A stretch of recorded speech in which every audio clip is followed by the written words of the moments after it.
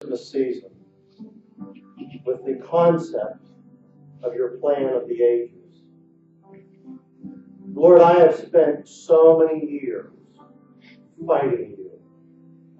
So many years just being angry because I didn't want to do what you told me to do.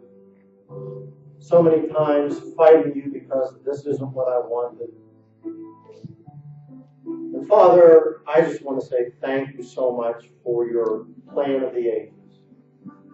And I pray, God, that you would make me a servant, that I would submit myself, that I would humble myself to be your servant, to stop fighting, start surrendering.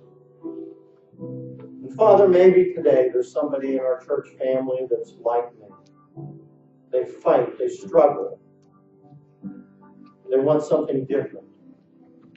Father, how wonderful it would be if today, like the wise men, they would just submit themselves to you and then give their gifts to you. Father, I've been amazed at what you've done through our church this year. It is abundantly above what I could have asked or thought. And Lord, I just believe that there is no limit to what we can do as a church if we would just humble ourselves as servants and submit to your plan. And I pray, God, that 2018 will be the greatest year in the life of our church. Thank you, Father, for what you've done for us. Thank you for what you'll do for us right now. And God, I'm asking that you would open our hearts and that you would open our minds as we now open our Bibles. And I pray all of this in the name of Jesus. Amen. Well, I do want to invite you to join us in the study of our series, Songs of the Season. Today we're going to talk about the birth in Bethlehem, and our text is Luke chapter 2, verses 1 through 7. You know, the story of Christmas is about real people in real places. And we have looked at two ordinary people so far, ordinary Joseph and ordinary Mary. And we've looked at one place, a rather insignificant place called Nazareth in Galilee of the Gentiles. And today we're going to expand from 2 people to 6 people, from one place to 4 places. And sometimes you might feel like I do, that I'm just a pawn in the hands of politicians or powerful people. You know, a group of politicians goes to Washington. They decide that we're going to have an Affordable Care Act, and the next thing you know, our insurance premiums spike. I just feel like a pawn, and there's nothing I can do about it. We vote for delegates, and they go to Richmond or Nashville. The next thing you know, they pass a law, and our taxes are going up. You just sometimes feel like a pawn in the hands of the powerful. And I wonder maybe if Joseph and Mary felt like pawns in the hands of the powerful. I don't know that they really wanted to go from Nazareth to Bethlehem. Who would want to take that 70-mile journey, especially with Mary being pregnant? But you know, I've come to realize that I should not see myself as a pawn in the hands of the powerful, but rather I should see myself as a person in the hands of God who is being used of God to fulfill God's plan of the ages. What a difference that makes. Not a pawn, but a person in the hands of God, being used of God to fulfill his plan of the ages. Today I'm going to tell you about Bill and Ann Kramer. Bill is a manager of a resort in central New Mexico. Ann is a stay-at-home mom. And Bill and Ann Kramer, by the end of today's story, will see themselves as people in the hands of a very, very powerful God. Before we look further at them, though, I do want to begin introducing you to the people that we'll look at today. So if you have your Bibles, let's start in Luke chapter 2, verse 1. In those days, Caesar Augustus issued a decree that a census should be taken of the entire world, Roman world. Now, Caesar Augustus doesn't issue a tax. He does a census, but we all know that taxes usually follow the census. Now, Caesar Augustus is a person who ruled from 27 BC to AD 14. He was the great nephew of Julius Caesar. And in 27 BC, he met with the Roman Senate to come.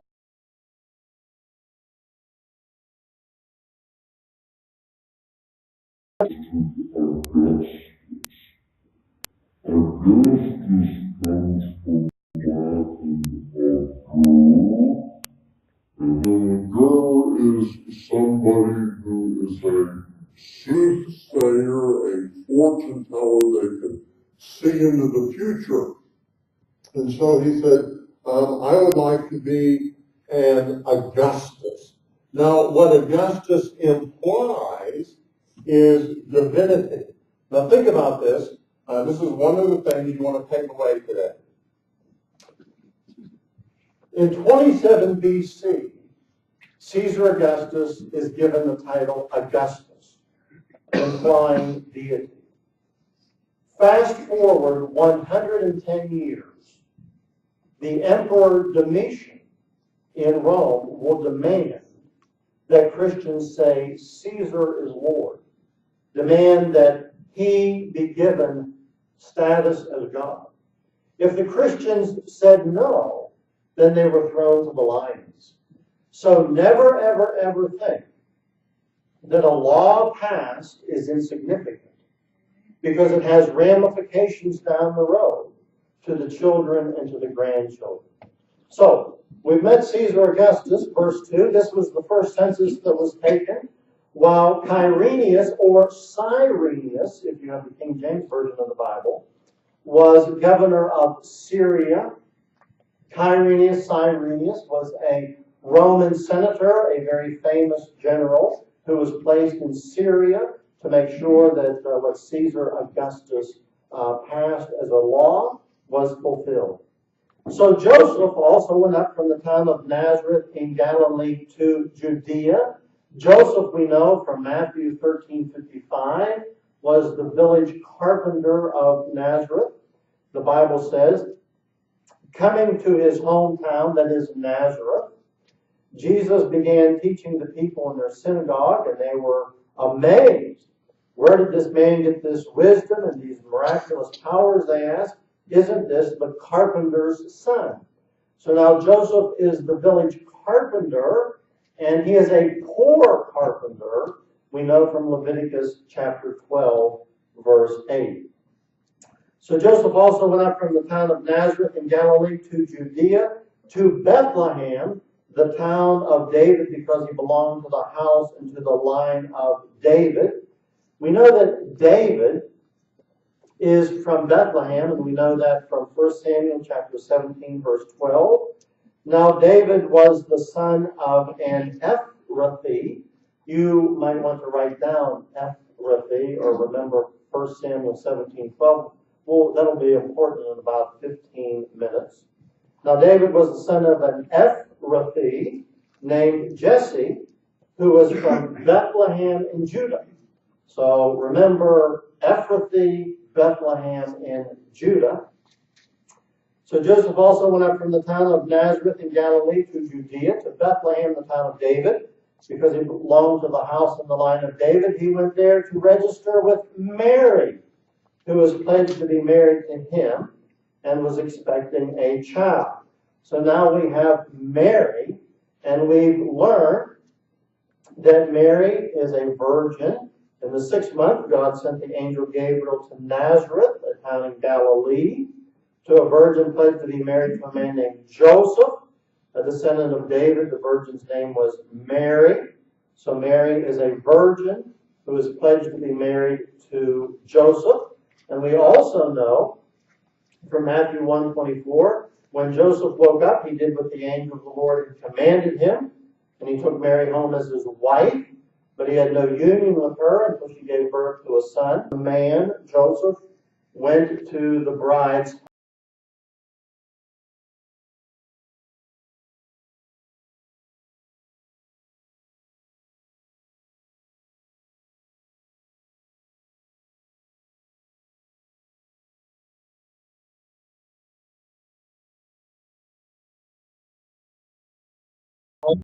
from Nazareth to Bethlehem if he hadn't taken her as his wife. Now the Kramer family was going to travel. Brian and his wife Ann lived in central New Mexico, as I told you. They had a daughter, Carrie, 5, another daughter, Kylie, 4, and Ann was 4 months pregnant. It was Christmas Day.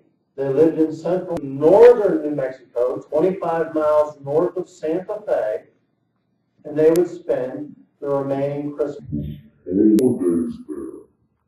So just like Joseph and Mary traveled, the Kramer family was traveling. But as they began to travel, they got into the mountains near Santa Fe. It began to snow. And Anne, who was 4 months pregnant, became very anxious because of all of the snow on the road. Now, there's one other person I do want you to meet. His name is Herod the Great. He's not in our text, but he's in Luke 1:5. In the time of King Herod of Judea. Now, there's a couple things I'd like to tell you about King Herod. He was a horrible, horrible human being. He was called Herod the Great, not because he was a great man, but he had a great building program. The Greek scholar A.T. Robertson doesn't call him Herod the Great, he calls him Herod the Great pervert. He was a horrible human being. Herod the Great, now this is what's important for you to know today, was an Idumean, which means he was an Edomite, which means he's from Edom. Now why is that important? Well, way back in the history of Israel, there was a man by the name of Abraham. Abraham had a son named Isaac, and Isaac had 2 children, Jacob and Esau. Jacob and Esau. Esau is the father of the Edomites, and Herod is an Edomite. Now, if you've been watching the news, there's always tension between the Israelis and the Palestinians. Well, in this day and time, there is great tension between the descendants of Jacob and the descendants of Esau. They hated each other. So now you have on the throne of Israel, the ruler of Israel is Herod, the great pervert, the Edomite, who has killed his wife, killed his 2 sons, and will kill the Bethlehem baby boys. So this is who Herod the Great is. Now, you've met the people in our story. Let's look at the places. In those days, Caesar Augustus issued a decree that a census should be taken of the entire Roman world. The Roman world was 3 million square miles. The United States is 3.8 million square miles. So you take the entire United States, divide it by 4, take 3 of those sections, and that's how large the Roman world was in those days. This was the first census that took place while Quirinius was governor of Syria. You know that the border of Israel and Syria touch. Several weeks ago, Susie and I were in the northernmost kibbutz in Israel. And on this side, the flag of Israel, and across the fence in Syria was the flag of Hezbollah, the terrorist organization. So these 2 states or nations touch. So Joseph also went up from the town of Nazareth in Galilee. You remember Nazareth? Nathaniel was told that the Messiah, Jesus, came from Nazareth, and he responded by saying, Nazareth? Can any good thing come from there? And then there is Bethlehem in Judea. So Joseph also went up from the town of Nazareth in Galilee to Judea, to Bethlehem, the town of David, because he belonged to the house and the line of David. Now it's interesting, in John chapter 6, verse 35, Jesus will eventually say that he is the bread of life. Bethlehem, where Jesus is born, means house of bread. So you have the bread of life, Jesus, going to be born in the house of bread. Now our places are the Roman world, Syria, Nazareth, and Bethlehem in Judea. I'm going to tell you about one more place, and it's called Bristol. But not Bristol, Tennessee, Virginia. I'm going to talk to you a moment about Bristol, England. In 1739, George Whitefield invites a young man by the name of John Wesley to preach in a field in Bristol, England. John Wesley was a member, or he had graduated from Lincoln College, and he was a member of the Holy Club at Lincoln College. And the Holy Club at Lincoln College was a group of individuals who were so studious, so methodical in their Bible study, they were given the name Methodists. And they not only studied the Bible methodically, but they also prayed very diligently. Now, England at the time of John Wesley was a nation, maybe you would say similar to ours. Here are some of the characteristics. Religion was very rationalistic. Boy, people can rationalize anything today in the name of God, can't they? So, rationalizing religion. Morality was low. All you have to do is read about Matt Lauer, the senators, the congressmen, those folks in Hollywood. Morality is kind of low in our country. Would you agree? Not only was morality low and religion was rationalized, but it was a time when people were dying because of cheap gin. Now, maybe people aren't dying in our country because of cheap gin, but they are dying because of drugs, aren't they? Now, there's one other characteristic, and that was life was very, very cheap. People in that day would gather together for family entertainment and watch a criminal being executed. Life was cheap. As a matter of fact, in his book on church history, Mr. Carnes calls it a sick century. If you read history, this century, the century of the Wesleys, was dominated by the French Revolution, the Industrial Revolution, and the revival under the Wesleys. I say all this to say this to you. It was an insignificant place called Bristol that a revival began that historians credit saving England from a revolution. Now our nation is being pulled apart, and we need a revival in our nation. And it's interesting to me that in the Christmas story, God bypasses Jerusalem, Rome, and Greece, and he calls people from an insignificant town called Nazareth. He called a preacher from an insignificant town, Bristol, England. Powerful. He bypassed Caesar Augustus.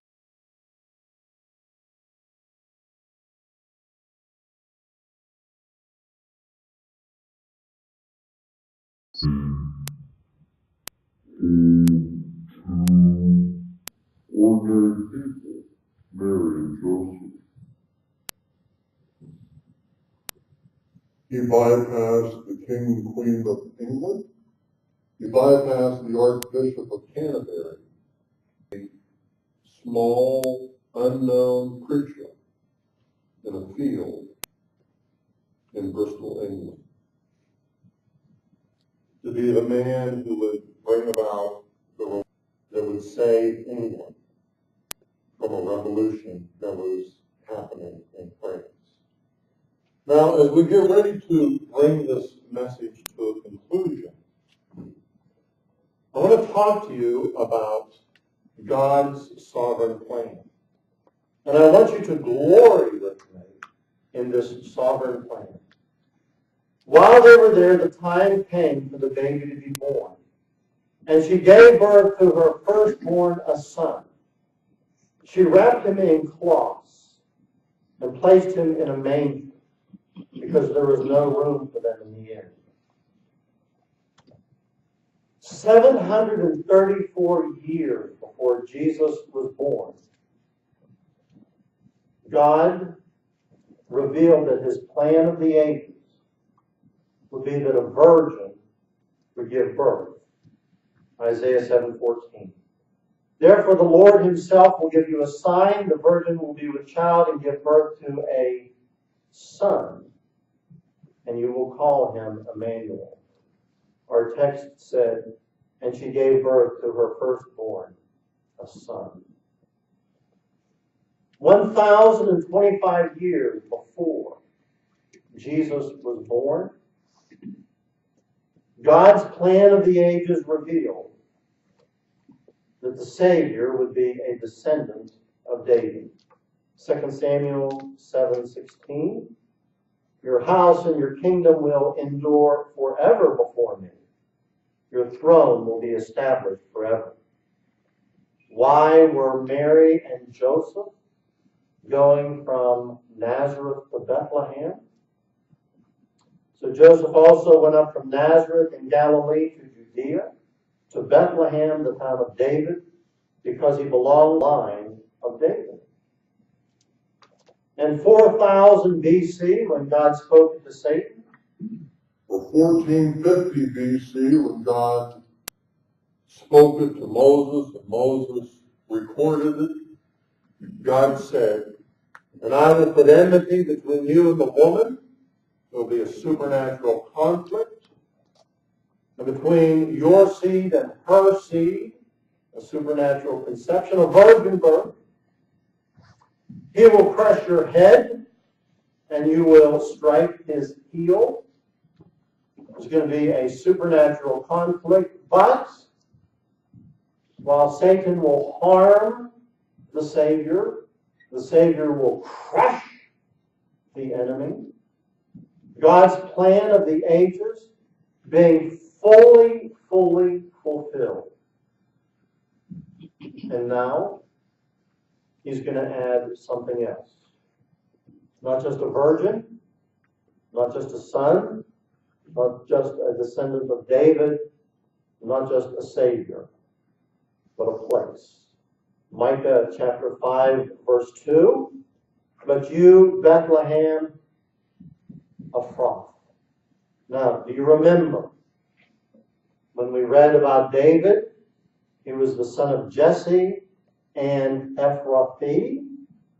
Now we read that in 710 BC, God said, but for Ephrathah, though you are small among the clans of Judah, out of you will come for me one who will be ruler over Israel, whose origins are from of old, from ancient times.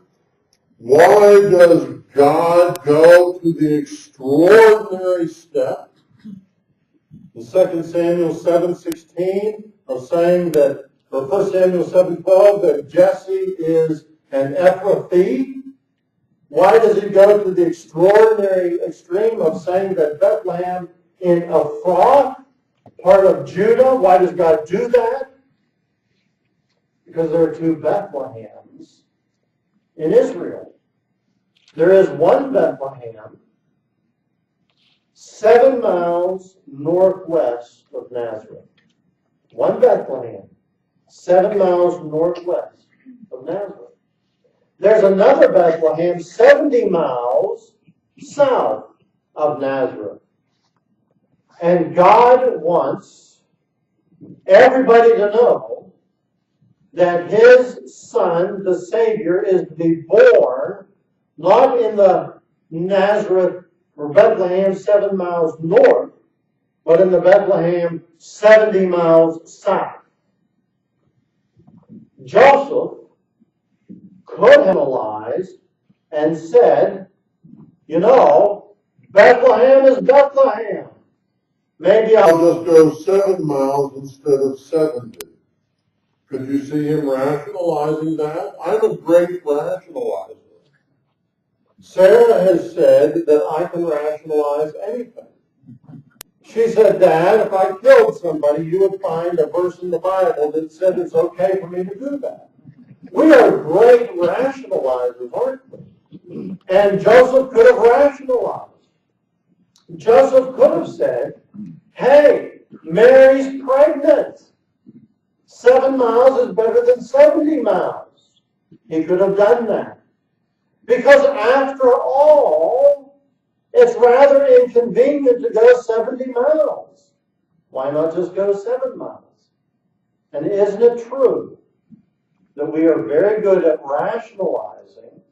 And isn't it true that we are very good at not doing that which is bringing us a little bit of inconvenience when it comes to God? You see, God, Jeremiah 29:11. For I know the plans I have for you, declares the Lord, plans to prosper you and not to harm you, plans to give you hope in the future.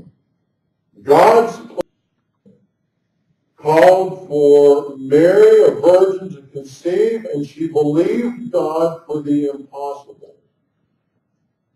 It called for Joseph to believe impossible. That Mary wasn't unfaithful. She was a virgin conceiving. He had to believe the impossible. He also had to believe the impossible that God would become a man. But Joseph also had to do the impractical. Joseph's wife, and he would suffer the rest of his life because he'd chosen what people perceived to be an immoral woman. And it cost him money. Why do you think he was a widow? People wouldn't go to him for work. And not only that, because he chose to go 70 miles instead of 7 miles, carpenters don't make money when they're traveling 70 miles. Joseph did that which is impractical, but he did it because he was faithful to God. Brian, Ann, and the 3 children were traveling. The snow began to, the road got icy, and Ann was very, very nervous. They were traveling down a 2-lane road, and Brian shifted his Suburban into the lowest possible gear. And as soon as he shifted the Suburban into the low gear, his Suburban began to fishtail, and on that 2-lane road in traffic. That day, both Brian and Ann knew that they were going to die. They would die along with their 2 children and their unborn child. Let me share with you one more truth. I want you to see God's time. Luke chapter 2, verse 6. While they were there, the time came for the baby to be born. God had a specific time, Galatians 4:4, but when the time, the chronos, had fully come, God sent his Son, born of a woman, born under law, to redeem those under the law, that we might receive the full rights of sons. When the time, the chronos, the chronology of time had been fulfilled. We talked about the first promise of the Savior in Genesis 3:15, 4000 BC. So you start at 4000 BC, and you begin to tick off the seconds, the minutes, the days, the years, the decades, the centuries, the millennium. And I wonder how many people wonder, do you think God has forgotten his plan of the ages? Do you think God has forgotten his people? Has God failed? Think about this. Between Malachi and the birth of John the Baptist, there are 400 silent years. Do you think in that 400 silent years somebody might have said, do you think God has failed? You think God has forgotten? You think God has forgotten his people? Have you ever thought that? I have. I've thought, oh my gosh, God has forgotten me. I wonder if people thought that. Let me ask you, do you believe that God is faithful to his plan of the ages? Do you believe that? That God has a plan of the ages and is faithful to it? Because if you do, the very next phase of his plan of the ages is the rapture of the church. Do you believe that God is faithful to his word? I mean, do you believe that God is faithful to his word? Do you believe that God actually has a plan of the ages and that he has a part for you in his plan of the ages? Brian and Ann Suburban was out of control. It was approaching oncoming traffic. It was about to go over the edge of the road. Death was certain for Brian and Ann and the two children. As the Suburban was fishtailing down the mountain, Carrie unbuckled her seatbelt and she was flung against the windows. The children were crying, and Ann screamed out, "In the name of God, please stop. God help us." And the Suburban stopped. Just stopped. Brian was shaken, Ann was shaken, the kids were crying. And Brian said, I'm going to get out and see what happened. He said, maybe we hit a tree stump. Ann said, maybe you hit a garden. He slid out of the Suburban. He got out and he looked. And you know what? There's no tree stump. And there's no guardrail. And they would have had certain death. Let me draw a few conclusions this morning. First of all, do you believe that God has a plan of the ages? A.T. Pearson said, history is his story. Do you believe it? Yeah. That history is his story? Jeremiah 1:12 says, for I am watching to see that my word is fulfilled. Do you believe that? Yeah. Do you believe President James A. Garfield? History is the unrolled scroll of prophecy. President Garfield was the only president who was a pastor first. There's still hope for me to become president. The unrolled scroll, thank you for laughing, unrolled scroll of prophecy. God has a plan for your life. Do you know it? And if you look at your life today, do you see yourself as a pawn in the hands of the powerful, the politicians? Or do you see yourself a person fulfilling his plan? Because if you look at the Christmas story, the true pawns really were Caesar Augustus, Octavius, Quirinius, Herod the Great. Mary said, I am the Lord's servant. May it be to me as you have said, according to thy word, says the King James Version. May I ask you, would you say that your life is being lived according to the word of God? I am the Lord's servant. I'm living according to your word. And I'm wondering if you'll be defined or limited by culture. Joseph and Mary were from Nazareth, a bad town. They didn't let their culture, their surroundings define them or limit them. Jesus was born in a feeding trough for an animal. He didn't let that define him. I'm wondering if you'll be inconvenienced for God's plan. Joseph went 70 miles, not 7. How easy it is for us to choose not to be inconvenienced for God. And then the Bible says there was no room for them in the inn. Is there room for your life for God? You say, well, Pastor, I'm in church, and I appreciate that. But 1 hour out of 168 hours a week doesn't really mean that you've made room in your life for God, does it? So I'm asking, is there room in your life for God? When you exit this morning, you might want to take one of these little keys. They're in the basket in the back there by Ricky and Teresa. Miss Kay made them, and you're welcome to take them, and thank Miss Kay. But it makes you think, is there room in my life for God? And then let me just remind you that Bristol, England was the place of a great revival. And I'm wondering why this Bristol couldn't be the place for a great revival, because our nation's being pulled apart. And I'm wondering if you would be open to be the person that God used. 2 Chronicles 7:14 says, if my people, which are called by my name, would humble themselves and pray and seek my face and turn from their wicked ways, then would I hear from heaven, then would I forgive their sin, and then would I heal their land. There's no reason this can't be the place, no reason you can't be the person. Psalms 85:6 says, will you not revive us again, that your people may rejoice in thee? As you get ready to leave today, you have actually two choices. Choice number one is, where will you spend your eternal days? The Bible says, as many as received him, to them he gives the authority to become a child of God.